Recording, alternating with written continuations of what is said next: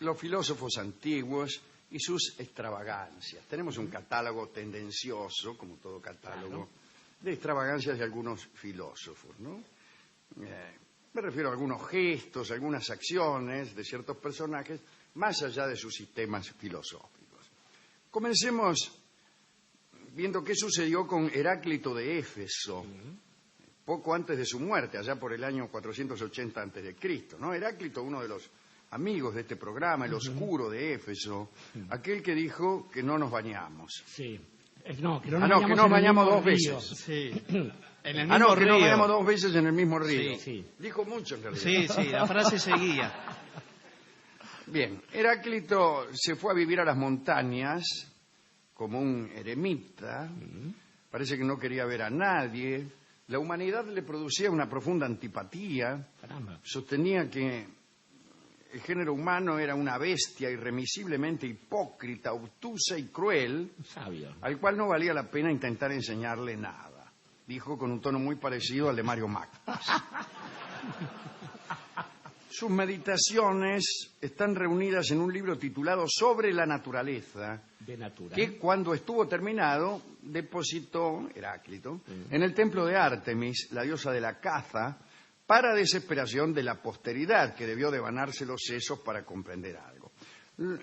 Lo que pasa es que primero, según dice Russell, el desprecio de Heráclito por los hombres era tal que escribió de un modo que nadie podía comprender. De ahí el asunto del oscuro de Éfeso.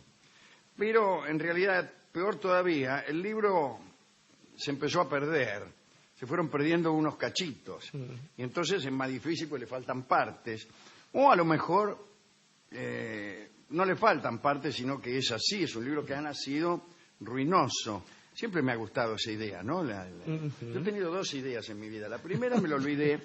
Y la segunda es que los textos de Heráclito ya habían nacido ruinosos. Habían sido preparados así con astucia para sorprender a una posteridad que respeta siempre más lo que se ha perdido. Debe uno imaginar los libros, querido Alejandro, en este caso, como rollos. En realidad se escribían sobre cueros de oveja, por ejemplo. Así es. Y esto también hacía que olieran no del todo bien. Pero bueno, los 9 libros de la historia de Heródoto son 9 rollos, vamos, no había libros. Así es. Bueno, hemos dicho que Heráclito se había ido a la montaña de pura bronca, no más. Y en la montaña se alimentaba con hierbas recolectadas al azar en sus caminatas. Es una mala política alimenticia. Como ya sabe cualquiera que haya ido a ver al doctor Cormillot. Imagínese que cualquiera de nosotros tenga esa idea, que siguiéramos ese procedimiento. Usted sale a caminar, no ya por la cintura cósmica del sur, No, por Dios. ni siquiera por las montañas, sino por una calle cualquiera, Bacacay. Y empieza a juntar hierbas por ahí, pasto, caléndulas, Hojas de los árboles. claro, Una margaritas, que son bichos colorados, ortigas, revienta caballos. Al segundo día se murió si está comiendo toda esa porquería. porquería. Múdese de barrio, mejor. Con la ortiga te morís. Sí, con la ortiga reventás inmediatamente. Bueno, Heráclito decía, nada puede interponerse entre estas plantas y yo. Cortarlas no implica el menor comercio entre los hombres, decía a cada momento, ¿no? Con aquel régimen, Heráclito terminó por perder la salud, como ya se lo habíamos advertido a ustedes 2 oraciones atrás. Lástima que no estuviéramos allí en Éfeso o en la montaña para advertírselo a Heráclito. En realidad se le hincharon las piernas y las manos, por no decir otra cosa. Se le hincharon también los tejidos. Sí. Me refiero a los tejidos que forman el cuerpo humano, ¿no? No a las cosas que él tejía. Porque no es que se le diera, pongamos por caso por el crochet, Claro. no. Bueno, sus tejidos estaban repletos de agua, sufría de hidropesía. Claro, retención Para de decirlo líquidos de una era, vez. le dijo el Claro. médico. Había que encontrar un remedio antes de que el alma perdiera la sequedad que la constituía. Qué bien. Heráclito bajó de la montaña y pidió ayuda a los eruditos, que según se conjetura vivían al pie de la montaña. Era fácil encontrar eruditos en la antigüedad clásica. Bastaba con recorrer los pies de las montañas. Bueno, Heráclito les explicó a los eruditos, a los hombres sabios, les preguntó qué debía hacer. explicó que si el alma era la emanación de un fuego primero, de un fuego perenne, mantener la presencia de ese agüita en el cuerpo era perjudicial. Los sabios lo escucharon y le aconsejaron reposo. Sí. Con esa rapidez que caracteriza a los sabios y con ese espíritu práctico que también los caracteriza. Repose. Total, si se muere, por lo menos no va a seguir jorobando. Heráclito volvió a abandonar la ciudad y, ayudado por sus sirvientes, intentaba transpirar al calor del día. Transpiraba, pero no se curaba. Finalmente se detuvo cerca de un establo y dio la orden de que le cubrieran el cuerpo con estiércol y lo dejaran ahí tirado al sol. No valemos nada. Nadie había ordenado jamás algo semejante. Por suerte. Heráclito creyó que, cubierto de bosta y al sol, la humedad de su cuerpo pasaría violentamente hacia la capa de desperdicios y a esto le llamaban pensar. Claro. Aguante Boquita, gritó, pero...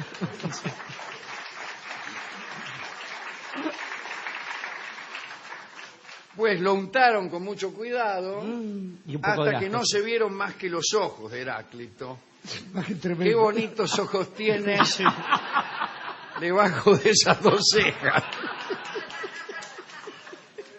Le dijo a alguien. Algo huele a podrido en Grecia, pero bueno. Bueno, allí tirado esperaba que el fuego se apoderara de él. El fuego debía triunfar siempre. Bueno, se murió asfixiado. Los sirvientes lo abandonaron allí. Incluso tuvieron que defender aquel cuerpo de los perros que se tentaban. Sí, pero ¿cómo no? Me lo dicen, me hace agua la boca. Esa es la historia tremenda de Heráclito. No sé si será cierto todo esto, ¿no? Pero me gustó. En realidad no me gustó, pero me pareció intensa. Hablemos de Aristóteles. Como bien sabemos, quiso organizar antes de morir la totalidad del saber. Siempre es preferible hacerlo antes de morir. Sí. Para eso debía trabajar sin interrupciones. Comenzó por comer mientras leía. En realidad lo que hacía era leer mientras comía, ¿no? Sí. Porque lo que le ayudaba verdaderamente a organizar el conocimiento era la lectura y no la comida. Después, enseñaba durante las caminatas de un sitio a otro, una especie de procedimiento peripatético, pero en este caso hijo de la falta de tiempo. No de la creencia de que un recorrido era más propicio al aprendizaje, como hizo uno de sus discípulos, sino No, por apurado, digamos, por hombre. ¿Usted qué piensa como docente respecto de la peripateia y de la situación estática del alumno? ¿Cuál es mejor? La estática, y más aún, pienso junto con Genofonte, que si el alumno no ve al maestro, aún mejor es todavía. Que se llama radio eso después, ¿no? Pero... Claro. A mí me parece que el profesor debe pasearse con los alumnos, o por el contrario, debe permanecer en un lugar fijo, pero siempre con los alumnos, porque lo peor que puede pasar es que, por ejemplo, los alumnos, el profesor pasee y los alumnos permanezcan en un lugar fijo, de suerte que al cabo de algunos minutos el profesor ya está a 300 o 400 metros de los alumnos. En cualquier caso va a terminar jadeando el docente, ¿no? Peor todavía, y mucho más frecuente, es que el profesor se queda en un lugar fijo y los alumnos pasean en dirección al baño, al buffet o a sus casas. Y si se quedan, pasean con sus cabezas, que yo como Sí. docente se lo puedo decir, 12 años. Bueno, otro inconveniente de la educación semoviente es la variable locación de las casas de estudio. Claro. ¿Dónde estudiás vos? Sí, vas qué a sé casa. yo, empiezo a estudiar en Puan. Claro. En Puan, pero ya al poco rato estoy estudiando en Pedro Goyena y Avenida La Plata. Sí. Hay varias facultades que tienen derroteros de sedes similares a ese. Derrotero, Sí, pero en sí. sentido de, Sí. de pérdida. Bueno, al margen de esta discusión, Aristóteles quiso organizar la totalidad del saber. Tenía sobre su mesa varios rollos abiertos al mismo tiempo, fichas de papiro siempre preparadas, 2 escribas a su disposición para dictarle, y se impuso pasar de un estudio a otro varias veces durante la jornada para evitar el tedio. Claro. Pero eso no alcanzaba para catalogar el saber general. Para reflexionar y escribir era necesario reducir las horas del sueño. Claro, sí. Y entonces inventó un aparato para robarle horas al sueño. Se trataba de un instrumento de estímulo y tortura. Era un mecanismo de despertador con el que se infligía a sí mismo tensiones. Aristóteles creía que al sueño se le podía ganar, o al menos se le podía ganar una o dos carillas más. Sí. Carillas no. No, bueno. Reflexiones más. Las líneas más. Claro. A la noche, un esclavo, sin siquiera hablarle, desde luego, ¿no?, llegaba hasta la mesa de trabajo de Aristóteles y colocaba sobre su mano izquierda una bola, Ay, Dios. pero una bola de bronce. Ah, En el suelo, Trabajo justo esclavo. donde caía la mano, había una especie de gong, una lámina metálica, sí. una sartén, qué sé yo. Cuando Aristóteles se dormía, la bola caía sobre la lámina y producía un ruido. Bueno, no era un gran invento, ¿no? ¿Sabe que Norberto Silvetti Paz, un gran traductor de Goethe, un gran poeta, tenía una palangana con agua helada a su lado, no al lado suyo, sino de él, mientras estaba traduciendo las obras básicas, clásicas de Goethe, y sumergía las manos así para despertarse. Digo, No está muchos mal. siglos después de Aristóteles. Cierta vez parece que la bola cayó contra el metal, pero el pensador no pudo despertarse porque había muerto. Lo lamento. Sí, que en paz descanse. Si no pudo robarle a la muerte unas últimas líneas. Había un mecanismo un poco más elaborado, que era una especie de reloj hidráulico, que lanzaba esa bola, Otra vez. o quizá otra, vaya a saber, a una determinada hora para sacar a Aristóteles del sueño, cuando debía de... Bueno, un despertador. Hablemos entonces de Platón, Sí. Ahí está. finalmente. Platón viajó a Egipto. Y allí abrieron los sacerdotes para él algunos papiros sagrados. Llegó a Cirenaica, a Megara, a Siracusa, que por cierto no están en Egipto. No. Digo, después de ir a Egipto habrá ido Sí, a esos siguió, lugares. pero bueno. Platón buscaba encontrarse con los pensamientos de Pitágoras. Sabía que aquel maestro había detentado conocimientos esenciales sobre el orden del universo, sobre su arquitectura interna y sobre la liberación del alma. Es decir, ya Platón tenía aquella convicción que todos vinieron a tener en algún momento, a saber que Pitágoras conocía algunas cosas que después nadie supo. Pero las enseñanzas, como bien sabemos, permanecían en el más estricto secreto. Ya se sabe el cuidado que tenía Pitágoras con los secretos. Por ejemplo, los pitagóricos habían descubierto el secreto de la esfera de 12 pentágonos, que como ustedes saben es el dodecaedro. Pero lo sabemos por un buey corneta, Claro, alguien que pagó con sí. su vida la infidencia. Muy bien, bien hecho además. Pero bueno, en los boliches parece para jactarse este tipo, para hacerse pagar unas cañas, empezó a contar cómo se hacía un dodecaedro, y ahora ya, cosa que ya saben todos los alumnos de sexto grado, mientras que antes era un secreto de Estado. Bueno, primero en realidad lo condenaron a una especie de muerte civil, nadie le hablaba, y al final el tipo se suicidó. La única preocupación de Pitágoras era mantener secretos. Tanto se preocupaba por mantener secretos que a veces no se preocupaba tanto por los secretos que había que cuidar. Y había gente cuidando nada. Claro. Cuidando que nadie supiera una cosa que todavía ni siquiera se había convertido en saber. La regla del Eso espionaje. suele pasar cuando se reúnen los pitagóricos. Bueno, Platón estaba cierto de que Pitágoras algo debía saber. La comunidad pitagórica había sido destruida ya. Los alumnos dispersos callaban, naturalmente. Platón oyó hablar de un cierto Filolao, un médico que parece que había vivido en Crotona, la ciudad donde Pitágoras estuvo bastante tiempo, y que supuestamente había consignado lo esencial de las enseñanzas de Pitágoras en 3 obras. Es decir, había escrito 3 libros este muchacho. Nadie parecía haberlos leído, ni visto. Algunos decían que esos libros no podían existir. Bueno, el griego Dionisio, tirano, ¿no? Gobernaba Siracusa, era el tirano de Siracusa. Platón se hizo amigo de este tipo. Y en la corte se encontró con un niato que sabía dónde vivían los parientes de Filolao.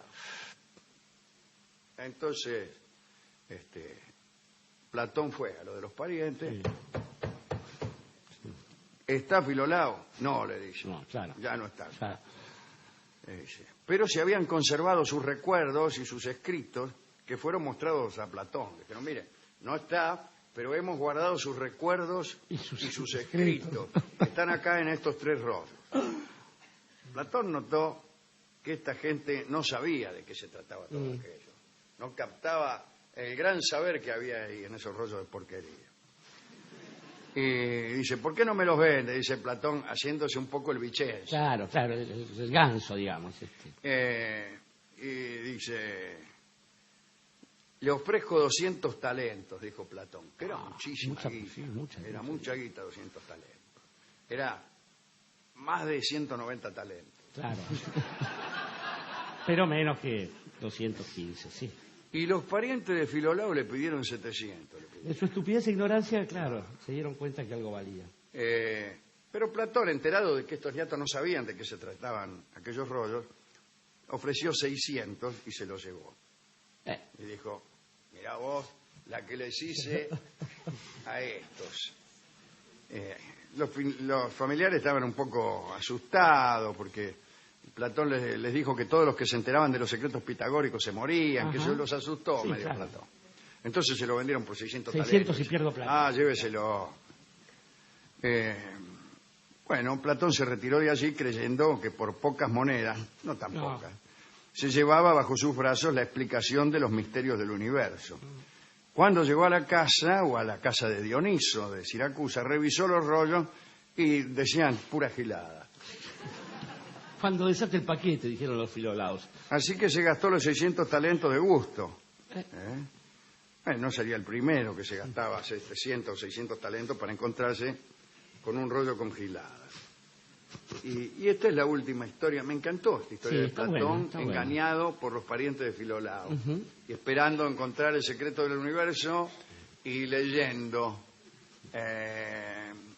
cosas como, si uno se lleva mal con el padre, mala plaza sienta de buen hijo.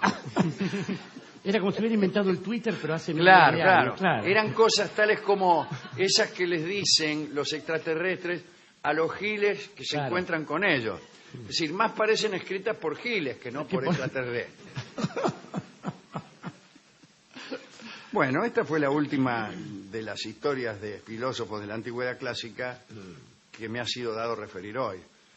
Quiero que usted haga algún comentario acerca de ellas. Estaba pensando, Alejandro, que a veces las excentricidades o las costumbres singulares de los filósofos pasan por tales simplemente frente a la mirada un poco más llana del común de los mortales, que frente a un hombre que está entregado a esas reflexiones, a la sabiduría, puede ser que el resto de las conductas cotidianas parezcan un poco chuscas.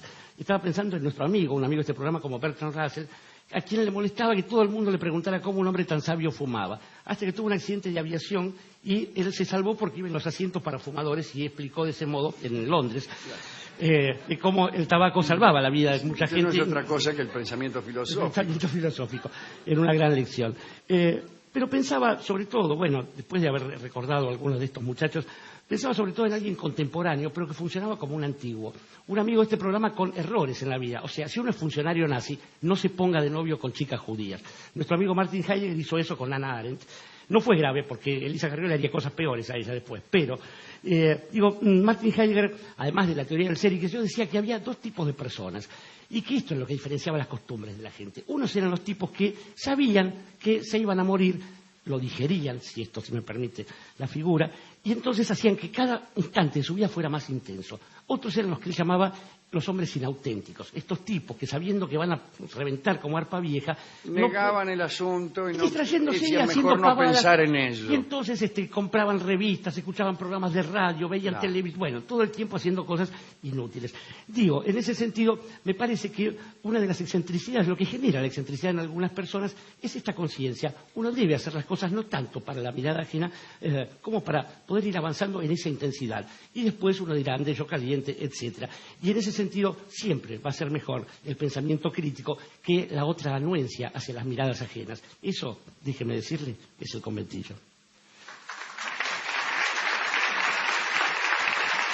Y el conventillo es la milonga que hemos